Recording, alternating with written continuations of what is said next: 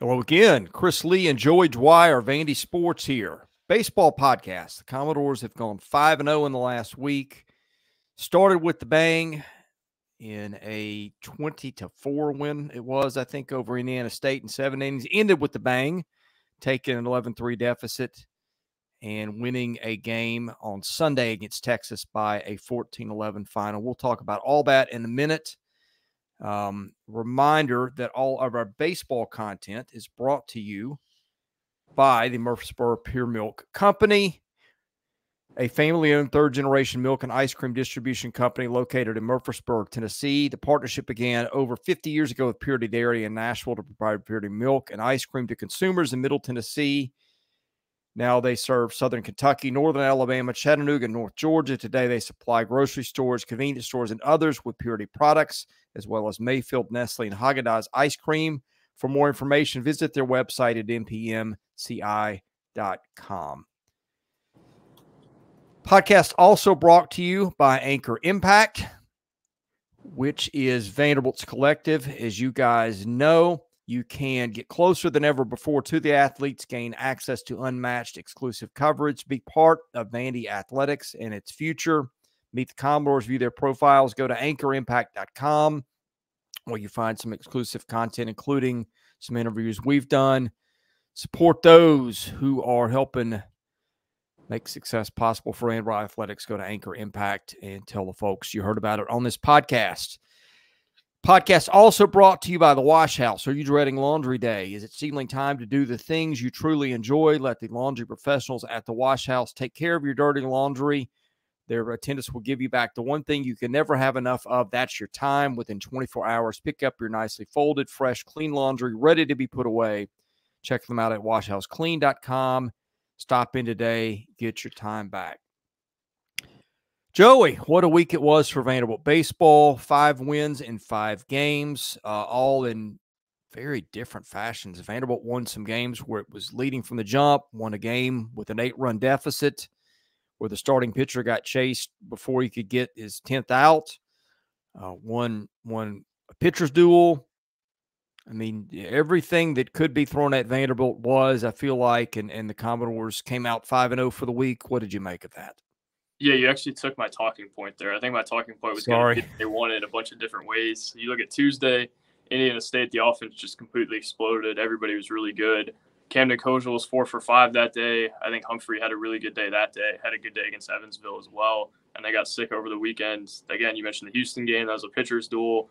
And then Sunday, which was the opposite of it, and Vanderbilt looked to be in a real hole there. Futrell, a guy who doesn't normally get bumped that early, got bumped that early, and Vanderbilt still finds a way to come back and show a little fire and win. And now Vanderbilt's 9th in the country still, despite a 5-0 week, but feels like they're in a lot better position than they were a week ago, and a lot more reason to be confident about this group. I think just about everybody on the roster had a good week. Most of their guys are hitting above 300 right now, but Kozeal's the guy I think that really stands out at this point. He's leading the team in average, won SEC Freshman of the Week, hit 4 for 5 on Tuesday, 4 for 5 on Sunday. So heck of a week for him, and really bookended it with 2 really nice performances, as did Vanderbilt. Yeah, it's funny. Here we are 13 games in, and I know it's not going to be the SEC, but the schedule has not been awful either. They've not had, a weekend where they played a team that was just completely overmatched. The weekend in Houston obviously was against competitive teams. Texas was ranked. Indiana State in the midweek, I think, was ranked in one of the polls at 24 or 25. Gonzaga, perennial team at or near the top of the West Coast Conference, which is a decent baseball league, and Florida Atlantic, which is always very competitive in the Sun Belt, which is a good league. So, yeah, I mean, I'm sitting here looking at the stat sheet. This team's 13-3. It has scored 112 runs, a .419 on base percentage, .526 slugging, 14 home runs. That's a little less than you'd like. Some teams, some of the teams at the top of the heap have hit about twice that many, but this team has hit 38 doubles. That's a ton. Mm-hmm. There's a lot to like about this offense. You've got, let me count, 1, 2, 3, 4, 5, 6, 7, 8 guys who were pretty much regulars if you include Bolger, who's hurt, with the 392 on base percentage or higher. I mean, that's a tough lineup to pitch to. I would kind of rather pitch to a lineup where you got a couple of guys in the middle that are superstars, but you can pitch around the pitch to one that goes 8 or 9 deep, and it's starting to look like that's what they've got. When Vastein's your 9-hole guy, I think you're in pretty good shape. Yeah. Vastein had a really solid start as well, hitting 318, I think 5 doubles. So, again, the doubles, I think, are something that really stand out. I like that you brought that up. It's just like a lot of guys who are going to get on base, who are going to wreak some havoc. They have a lot of base runners that are guys who will be effective. They don't have a Bradfield, but they have Humphrey, they have Hewitt. Vastine can steal some bases. Just feels like they're a lot more well-rounded as a lineup than they have been at times in the past. But I don't know that they have that star power. Diaz is actually the guy who's been one of their least effective hitters, and I thought that was the guy that we really had touted as a breakout guy. He had a big one on Friday, which I think he needed to center field, a deep double. So he's starting to get going a little bit. I think Espinal has been really, really good down the stretch, and I think he's maybe even been better than we had expected. Having Bolger out hurts, and Maldonado's been out for a while too, but they're just kind of finding ways to piece that lineup together. And I think we talked about that in the preseason, that they would have more depth, and you've kind of seen that with the lineup, and you've seen what we talked about, not as much power, but they're still finding ways to get it done offensively. The pitching, I don't know if it's been as great as we would have thought originally, but there are some guys who have done a really nice job. Cyber's done a good job. Ginther, outside of the opening weekend, has done a nice job. And then Miller Green, I think, showed some real poise on Friday afternoon as he closed that game out with the bases loaded, and he came into a really bad spot and found a way to get out of it as a freshman. So you're seeing some poise out of this team, and again, you're seeing them win in different ways, which I think is really effective. Yeah, of the regulars, guys that are under 400 on base, one's Vastine, he's 392, but he's slugging 614, which leads the team. And then you've got Davis Diaz at 373, who's maybe their most skilled hitter in some ways, but he's also walked 7 times, struck out 5. Now, the thing with Diaz last couple of years is a lot of times he's made contact. It's not been super hard contact. And so that's maybe a little bit of an issue, but he did swing the bat better over the weekend. It's hard to find a lot of big flaws. I mean, I guess if you want to say that you got some swing and miss with Vastine, with Espinal, with Leneve, those guys have all struck out 13 or 14 times each. But and nobody in the lineup with more than 2 home runs. But again, I point to balance. And oh, by the way, this team has stolen 29 bases in 33 tries. Right. I think the thing I look at is what you said before.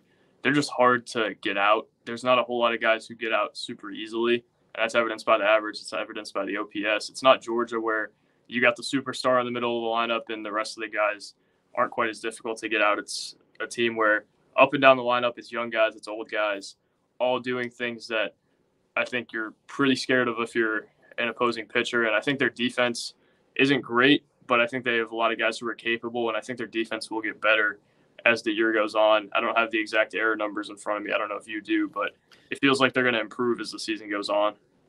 Yeah, they've made 7 errors. They're fielding 984. I don't remember really a meltdown at any point since that one inning of the Game 3 of the Gonzaga series. Do you?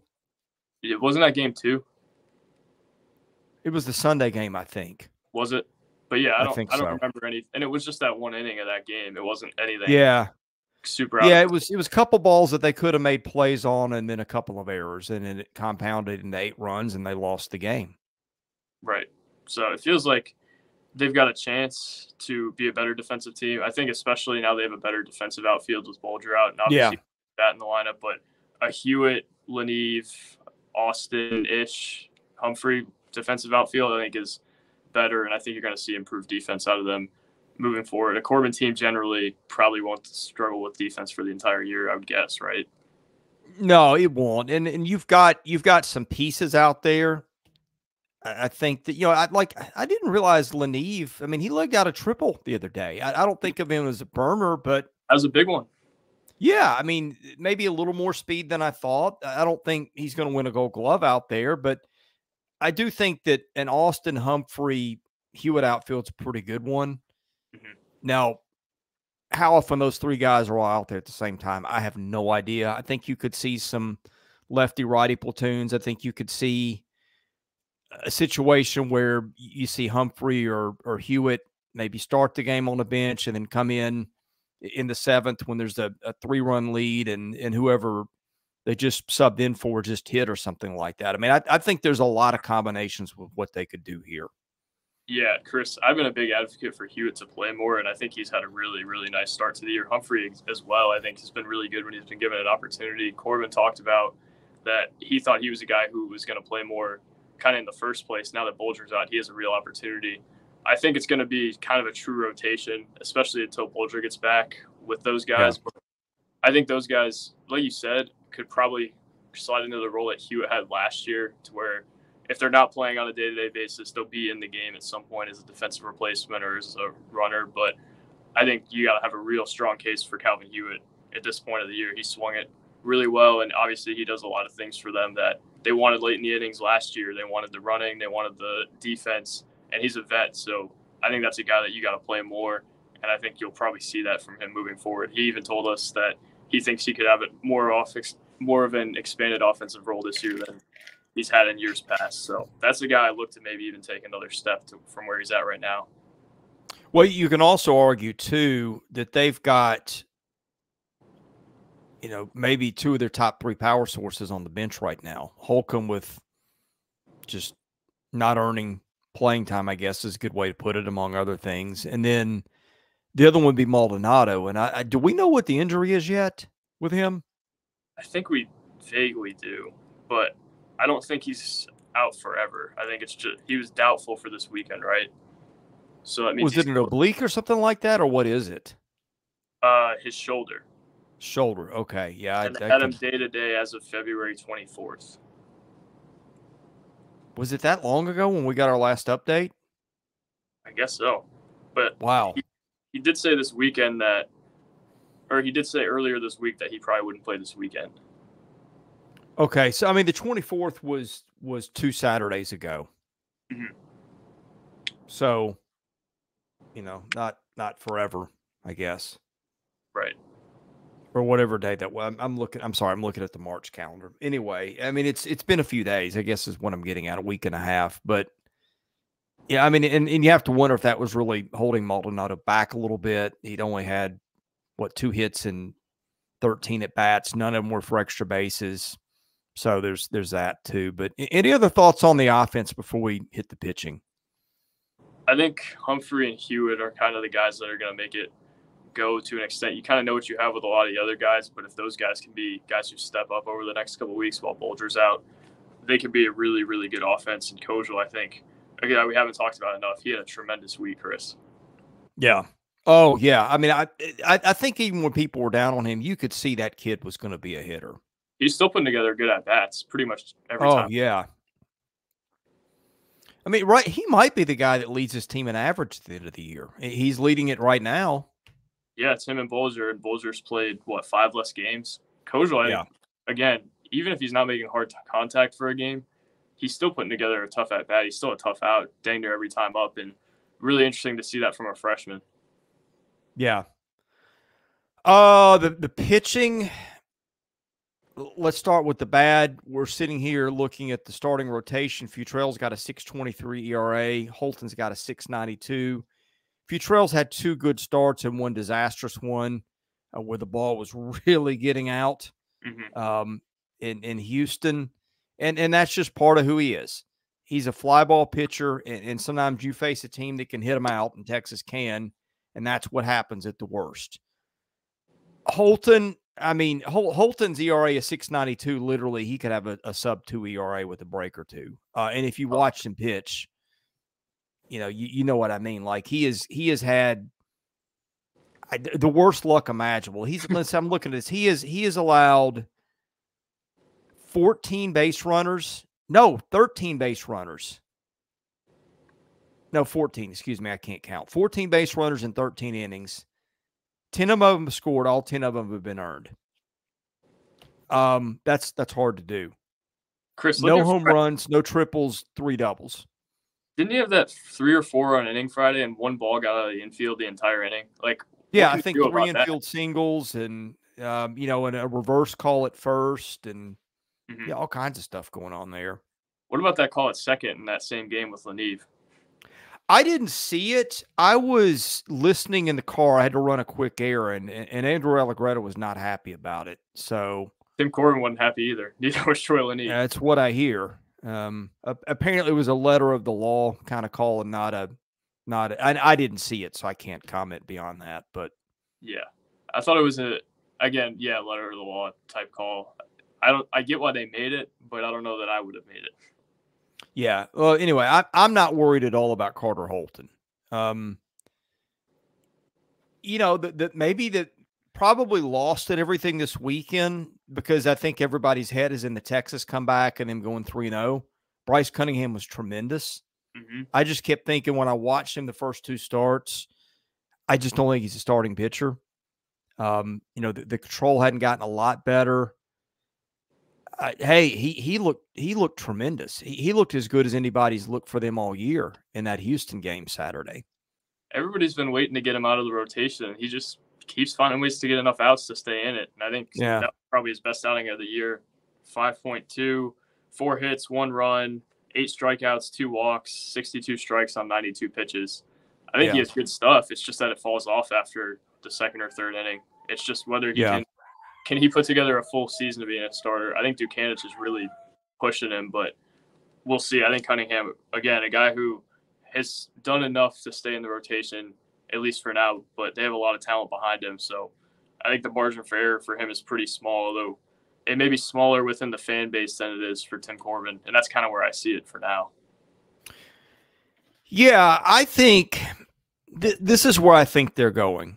And I get it a little bit more now. I think what they're going to do is Holton will start and Grayson Carter will finish his games, and they'll try to get 9 innings between those two guys. And it makes sense, right? Holton's a lefty and Carter's a righty. So you've got to do some wholesale substitutions if you want to go platoon advantage, and it's worked. So there's that. I think Saturdays, I don't know what that's going to look like ultimately. If Cunningham certainly is going to get another shot the way he pitched, I still would like to know when David Horn is going to return. But I'm guessing it's going to be Cunningham and then piece it together with a couple of guys like they did. And then I think if you notice on Sunday, they went Futrell, softer tossing lefty, Dukanich, harder throwing right-hander. Again, if you set your lineup based on the fact that you're starting a lefty, you bring a righty in who looks a lot different. That's a change of pace. I'm just guessing it's going to look something like that. And then you got Ethan McIlvain and Brendan Cyber and whoever else out there just waiting for the other innings. Yeah, even Saturday, Cunningham righty, McIlvain lefty. So I don't think the stuff is all that different between the two, but obviously a different look. Yeah. Looked at Grayson Carter on Friday as well. Got the win, gave up 1 run in 3 innings, but found the zone a little bit more than he has in the past. I thought he was pretty good on Friday as well. Yeah. And I think the biggest thing in the weekend was Cunningham was consistently locating the strike on the corners at the knees. Mm-hmm. And if he can do that, he's going to be pretty tough. Yeah, I mean, it seemed like he had all 3 pitches working. And another thing, I guess selfishly that would help him is Dukanich wasn't all that great on Sunday either. Gave up 4 runs in 3 innings. So I think Cunningham's at least bought himself a few more weekends, I would guess, at this point. But I would maybe think a guy so late in the year. Yeah. It seemed like they went after hitters a little bit more this weekend. It wasn't all the bounce breaking balls up there and, get up 1 and 2 and try to throw 3 balls off the corner and hope somebody chases. It felt like they pitched a little bit more to, okay, we might let you hit 1 or 2, but that's fine. And I just like that approach better. Look at Miller Green. I mean, he went into that game late and really didn't seem afraid of anything. Yeah. He didn't throw all that many strikes, 12 and 20, but I think that's a number that you kind of want to sit at. And for a freshman in a high leverage spot, I think you can ask for much more aggression than he showed. And man, his confidence really shined through as he got out of there. Yeah, I'll be interested to see how they handle it with the bullpen. I think J.D. Thompson seems locked in as their midweek guy. I don't know why you'd mess with that at this point. I think really good. Yeah, I mean, they seem to trust Kranzler. Why not? Cyber's really good, strike thrower again. And I think maybe the other biggest, other than Cunningham, maybe the other biggest thing out of the week was they got two pretty good outings out of Sawyer Hawks, who just, the first two that he threw were awful. And you're like, man, that could really wreck that kid's confidence. He's come back, and was it I think it was the Evansville game he pitched in, wasn't it? I know he pitched, what was it? He pitched yesterday. I don't know what the midweek was. Right. I think he pitched the Evansville game, which, why does that matter? It's a little bit more meaningful because that game was a little bit more touch and go. Whether it's Indiana State, they just ran away with that one. It wasn't from the beginning. Sure. I was at Indiana State. Yeah. So it was Evansville. The game was a little bit more in the balance, and I thought, boy, that's a real spot to bring him in, because one bad inning, you lose the game, and then, but it worked fine. And then I thought he was really good against a Texas team that was just clobbering the ball yesterday. Yeah, I think that's, again, what we talk about with Tim Corbin, kind of messing with stuff early and just trying to put guys in spots to see what he has. It's that. Like, that's what Sawyer Hawks was this week, because I think he trusts him as an older guy. He's kind of always sung the tune if he's a better pitcher than he had shown for the first two outings. I think he always kind of believed in him. So he's going to keep giving him those spots. And he gave McIlvain some tough spots earlier in the year, gave him a tough spot this weekend, and he's starting to kind of see the dividends there. Ginther, again, has been a lot better than he was early in the year, too. So for as bad as the bullpen was early, I think you're maybe starting to see a little bit better production. I want to see 2 weeks of it before I really make a declaration there, but much better week for the bullpen as a whole. All right, let's get to the mailbag if you're ready. Let's do it. Mailbag is presented by Sutherland & Belk, a family-owned injury law firm. If you or a loved one has been in an accident, give Taylor or Russell a call, 615-846-6200.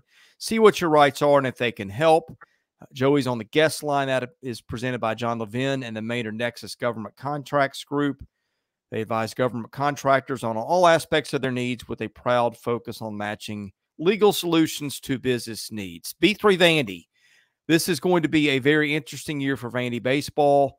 Nice to see all the positional battles taking place with everyone pushing everyone to be better. However, development of our starting pitching and bullpen is where it gets captivating.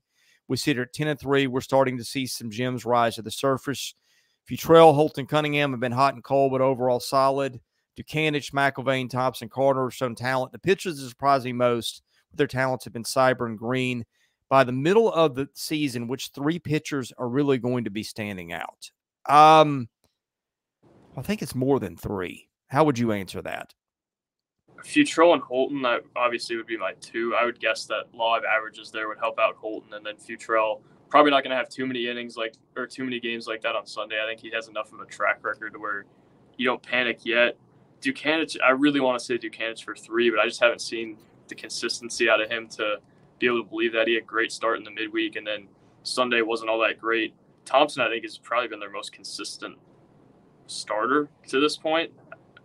Carter, I think, has been good. Cunningham has been good enough, but I just don't know, Chris. Like, do they have a third on? I don't think they have a third on that level. Is there a third that emerges to be in that conversation, though? I don't know. I just think it's a different conversation about the lineup and the pitching staff than we've ever had. I think I think Dukanich is the most talented guy on the staff. Just me. Now, what's it look like? I don't know. I thought it would look better yesterday than it did. Holton is more than fine. Is a Friday night guy if he's healthy. Can he hold up over the long haul? We'll see. Futrell, you've seen the good and bad. I think that the 6.23 ERA is misleading. He's going to be better than that. He's going to pound the zone, and you hope that he's pitching on days where the wind's not blowing out. Mm-hmm. I think they got plenty of guys at the bull. I mean, you could see McIlvain end up a starter. We didn't talk about Ryan Ginther. There's another bullpen guy they got. I don't know. They got enough arms. It's going to be fine. Grayson Carter's looked tremendous since that opening day fiasco. To me, it's really not the who, it's the how many. And they got enough. Yeah, and what does the three standing out look like? Is it three guys who are aces? I don't know. But if you're looking at kind of that next year, I think there's a whole lot of guys who can be really good, but not quite Friday night type production. I mean, if you're asking me who are the three most skilled pitchers on the staff, I'm going Holton, McIlvain, and Dukanich. And that's leaving out the guy that's been hitting 103 and throwing strikes. That says something about that staff, doesn't it? Yeah. I mean, he did it on Friday. Does. He was really good on Friday. Besides that one run, I thought he was tremendous. Yeah. I mean, the thing is that they've got enough arms to sustain an injury or two here or there. And yeah, I don't know exactly who does what, but I'm confident this staff is going to be really good. Chris, we're so good at dancing around questions, but doing it. I don't know how to answer that one. I don't like to dance around questions. I just don't know. I said before the season I'd never covered a team like this. Right. We're 3 weeks in, and I would still say the same thing. Now, I will tell you this. I think I feel better about this team 13 games in than I did coming in. I thought it was a good team. I feel like now I've got more reasons to believe that it's a good team. Mm-hmm. But the toughest games are all to come. Yeah, I mean, it's a really hard prediction to make at this point of the year. Just seeing some of the inconsistency that they've had. I think Carter's been good, but obviously had the opening day fiasco with the wind-up and all that. Dukanich has been on and off, generally on, but tough day yesterday. Holton, again, I think has been better than the numbers have shown. Same with Futrell, but it's just hard for me to kind of pinpoint three and be like, these guys are a tier above everybody else, because I think those tiers are kind of getting blurred a little bit. Yeah. Frida's boss had a question about the lineup. So I would say, okay, you know who your catcher is. It's Espinal. Mm-hmm. Interesting, we've not seen anybody else catch other than Bolger. And now Bolger's out for a while. I don't know if we see Poteet in a midweek game. I'm not sure Poteet's had an at-bat yet, has he? I think he did the third game of Gonzaga. Okay, yeah, he's had one at-bat, and he drew a walk. So we know who the main catcher is. I still think first base is probably Maldonado. Could be Holcomb. I just don't see R.J. Austin being their first baseman to end the season, but I could be wrong. Tim has done some weird things at first. I agree. I think Maldonado, that'll be his spot when he gets back. And if it's not immediately when he gets back, it'll be a couple weeks after he gets back. Jaden Davis has started every game in the at second.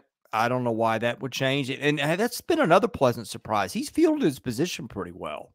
Yeah, him and Corbin talked to us after one game about how they really thought he had improved defensively. And I think we were a little surprised to see him starting the opening day game at second rather than Kozeal, because I think we had projected Kozeal as the opening day second baseman, but there's been no reason to move him off of that spot. He's hit pretty well. Corbin seems to really like his approach and what he is as a player, and if his defense has improved, then why move him? Yeah, and again, somebody told me the week that they were starting, he said, I think Davis is going to be their guy, and he was, and they've not flipped him since. So, let me think. I think we know who third and short are. That's Diaz and Vastine, respectively. Diaz has got a lot of margin for error to figure it out. Like he's not on the hot seat at all at third base, I don't think. No. Outfield, has Leneve not started a game yet? Okay, Leneve has started 12 of 13, so it feels like he's one of the guys. Yeah, I mean, the strikeouts have been a little concerning. I think he's tied for the team lead in strikeouts, but otherwise, I think he's been fine. I think he'll continue to take a leap, and he started to hit the ball better as the weather's gotten warmer over the years too. If Maldonado's the first baseman, then Austin's your center fielder. Mm-hmm. So that leaves you Humphrey, Hewitt, Polk. And I'm trying to remember. I need to find my notes. I think I was told Kozeal could play some outfield too. Yeah, I never saw it though. I don't know if you've ever seen him play out there, but I haven't seen it, but yeah, I've always seen him at second or third. I think you'll see a platoon situation with,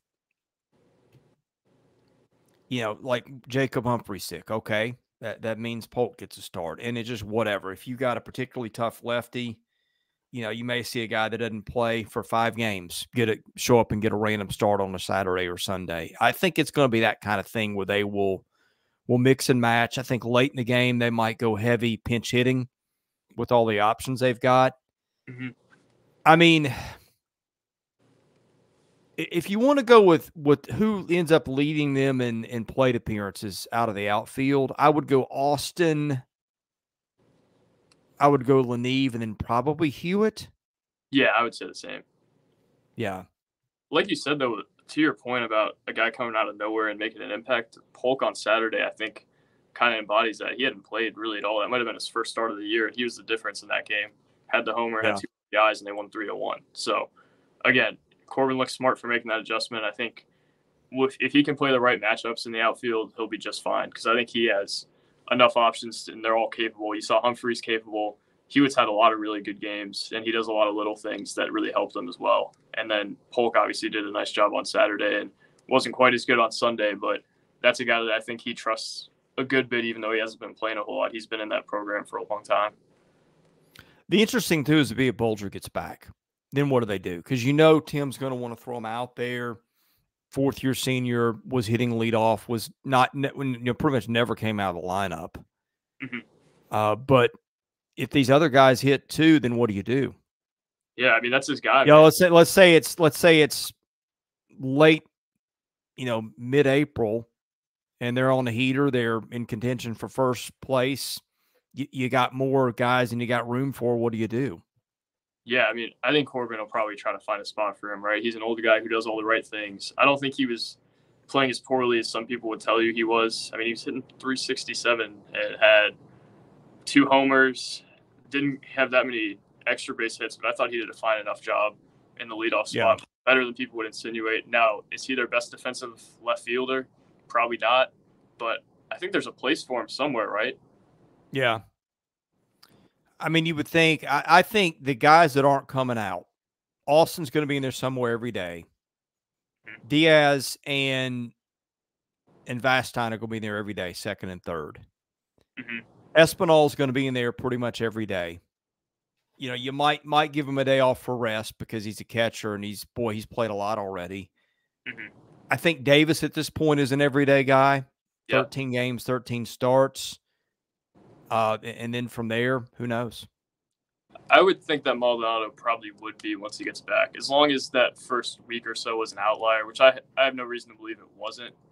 I would think that he'll be in there pretty much every day as well, right? Yeah, I mean, but who knows? What if they get him in there? He's not 100%. The injury nags. Guys try to play through stuff. Sometimes that's always not the smartest thing. If I'm Tim Corbin, I'm really urging my guys, hey, let's get better. Don't try this play through pain and injury thing because we got other guys. Yeah, I think that's totally the approach with this team.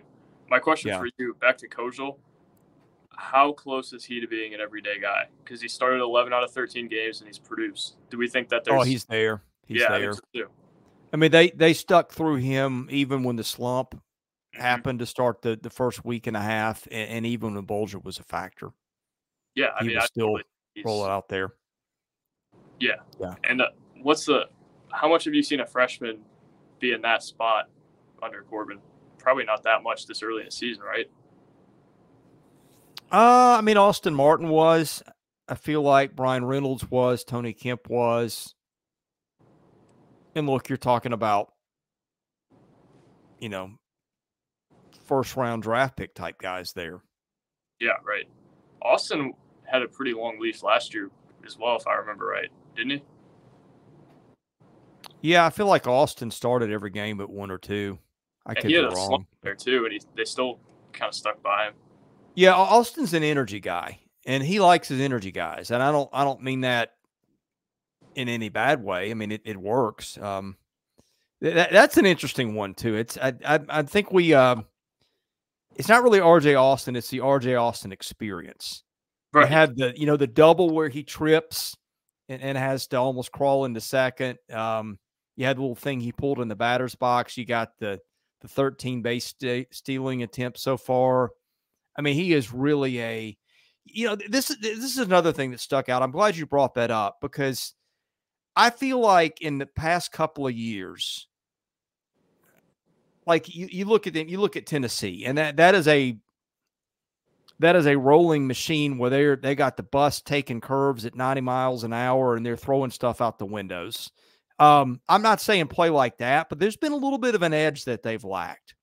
Mm-hmm. And they have it this year. They have a whole lot. Yeah, and Austin's part of it, and you saw it with Espinal after the game. I think a little bit of that is good for them. I think that they have been maybe bullied a little bit at times by the Tennessees and the Floridas and the LSUs, and I think having a little bit of swagger this year might serve them pretty well.